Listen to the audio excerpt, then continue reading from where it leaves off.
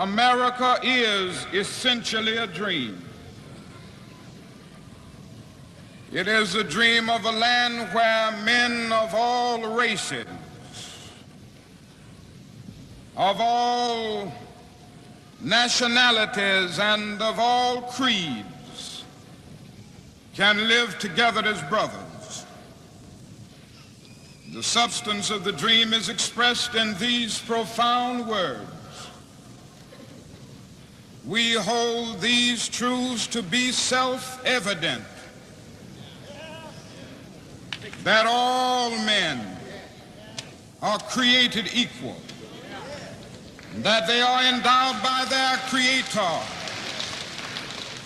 with certain inalienable rights, that among these are life, liberty, and the pursuit of happiness.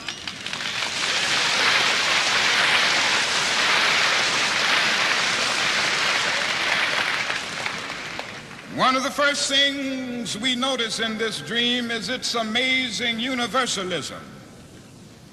It does not say some men, but it says all men. It doesn't say it doesn't say all white men, but it says all men, which includes black men.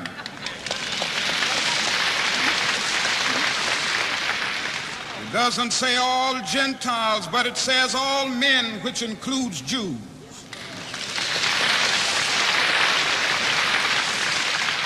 It doesn't say all Protestants, but it says all men, which includes Catholics. That is something else that we notice in this dream, which is one of the things that distinguishes democracy and our form of government with other totalitarian systems. It says that there are certain basic rights that are neither conferred by nor derived from the state. In order to discover where they came from, it is necessary to move back behind the dim mist of eternity. They are God-given.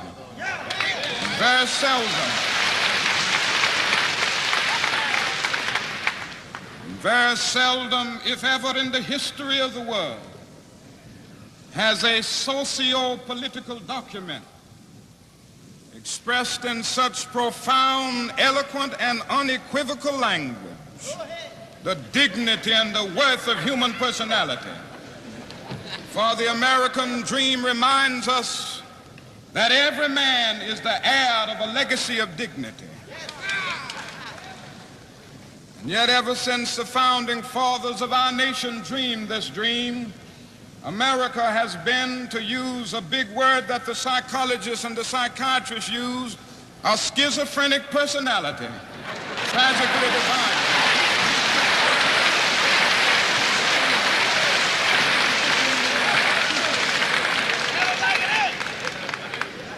On the one hand, she has proudly professed the noble principles of democracy, and on the other hand, she has proudly practiced, or she has sadly practiced, the very opposite of those principles. Indeed, slavery and segregation have always been strange paradoxes in a nation founded on the principle that all men are created equal.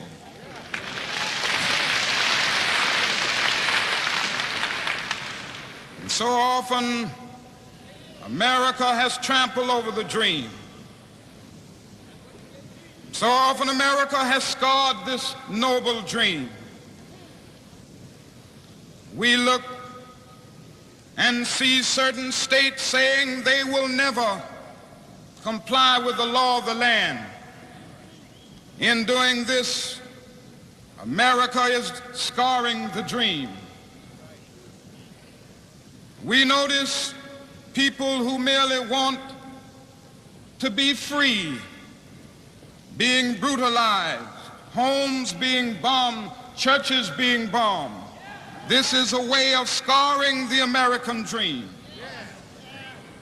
We notice people who merely want to exercise their citizenship rights being thrown into jail This is a way of scarring the dream.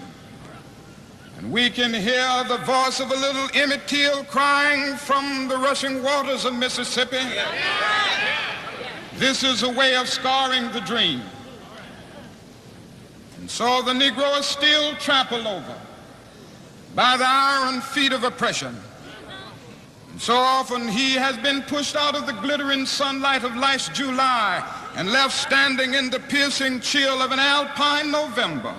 This is scarring the American dream.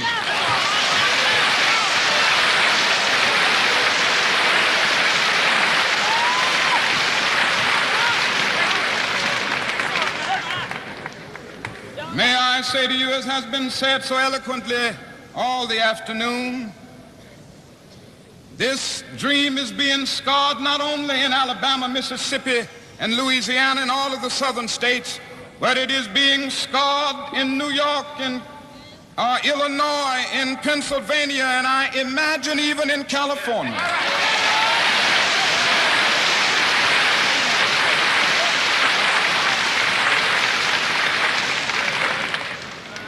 The fact is that the Negro all over America is still the last hired and the first fired, and he still can't live where he wants to live and where his money can get him to live.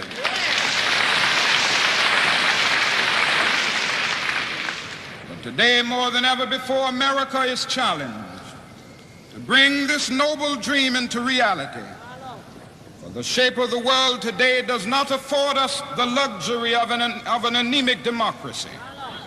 And the price that the United States must pay for the continued exploitation of the Negro and other minority groups is the price of its own destruction.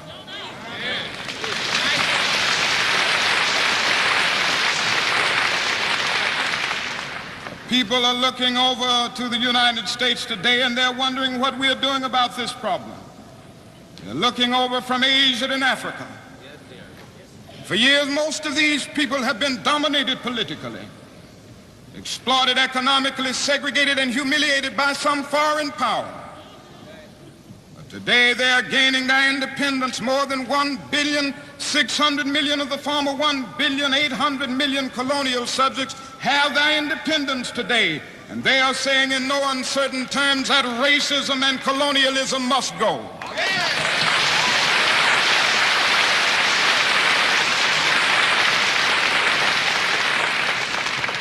The hour is late. The clock of destiny is ticking out. And we must act now before it is too late.